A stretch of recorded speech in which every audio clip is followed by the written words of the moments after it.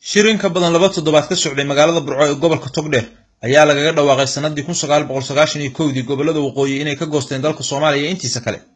Somaliland waxay ka kooban tahay dalkii la oran jiray Maxmeedii Somaliland ee Ingiriisku gumaysan jiray sida ku cad dastuurka u degsan qodobkiisa koowaad iyo kiisa labaad. Dadka degan gobolada Ingiriisku gumaysan jiray oo ka koobnaa 5 intii aysan dhicin dawladda Soomaaliya waa kuwa mabaadi ahaan ku kala duwan qadiyada go'aansho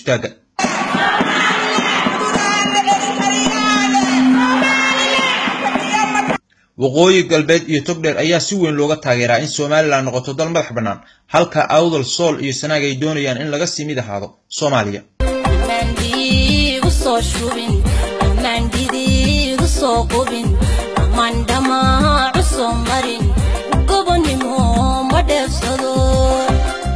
warbixintan kagama hadlayno arrimahaas kaliya waxaan ku eegaynaa in maamulka Somaliland yahay mid ay ka dhex muuqdaan beelaha degan deegaanada uu sheegto iyo in kale.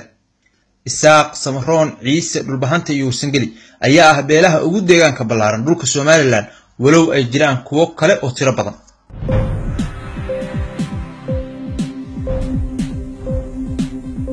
qaab dhismeedka qaranka dhismaha qaranku wuxuu ka kooban yahay 3 waaxood oo kala ah xeer dejinta, fulinta iyo garsoorka sida uu dhigayo dastuurka Somaliland qodobkiisa 37 farqadiisa 2.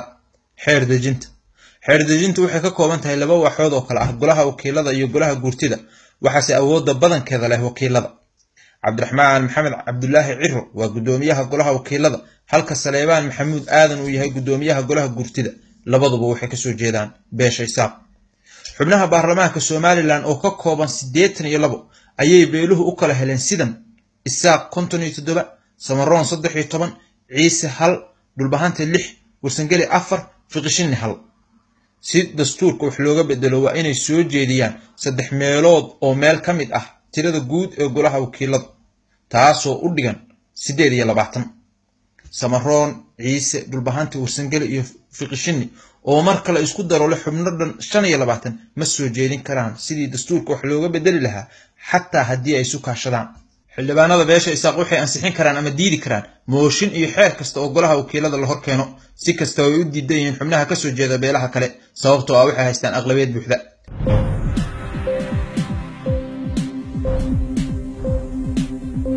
fulinta golaha fulinta waxaa madax u ah madaxweynaha waxayna ka kooban yihiin ku-xigeenkiisa wasiirada, wasiiro dawlayaasha iyo wasiiro ku-xigeenada.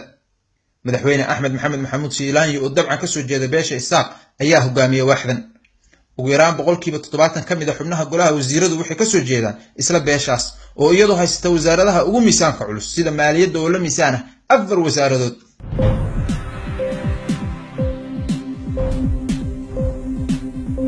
garsoorka maxkamadda sare waa hay'adda ugu sareysa garsoorka isla markaana waxay tahay maxkamadda dastuurka sida ku xusan dastuurka qodobkiisa 101. aadan xaaji cali oo u dhashay beesha Isaaq ayaa ah gudoomiyaha maxkamadda sare ee Somaliland.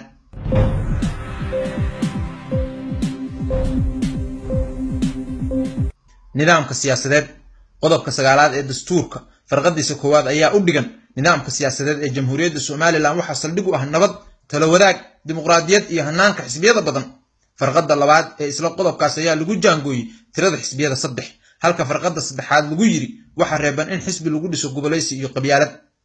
kulmiye, wadan iyo ucid waa 3 xisbi ee xilligan ka jira Somaliland kuwaas oo ay u xiran tahay saaxadda siyaasadeed maadaama aanu sharcigu ogoleyn urur afraad.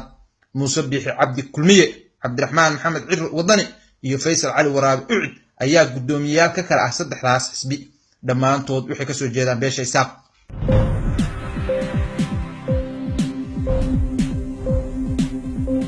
doorashada madaxweynaha siyaasi kasta oo doonaya inuu u tartamo hoggaanka Somaliland waa inuu soo sharaxo mid ka mid ah 3 xisbi qaran.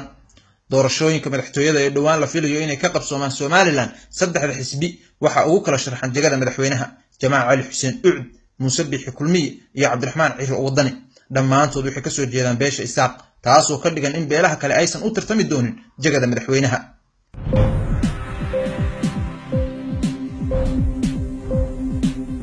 waxaa jira xilal kale oo miisaan leh sida taliyayaasha ciidamada, agaasimayaasha guud iyo madaxda hay'adaha madaxa bannaan kuwaas oo ugu yaraan 80% ay hogaamiyaan xubno u dhashay beesha Isaaq.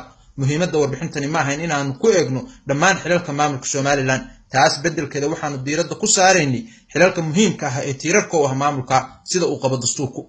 su-aasha ah Somaliland qaranland mise qabiilland ee aan uga dhignay warbixintan ciwaanka warsidaha faaqidaad ma danaynayo inuu ka jawaabo sidaa darteed waxaanu ka tegaynaa iyadoo ah mid furan oo qof kasta ka jawaabi karo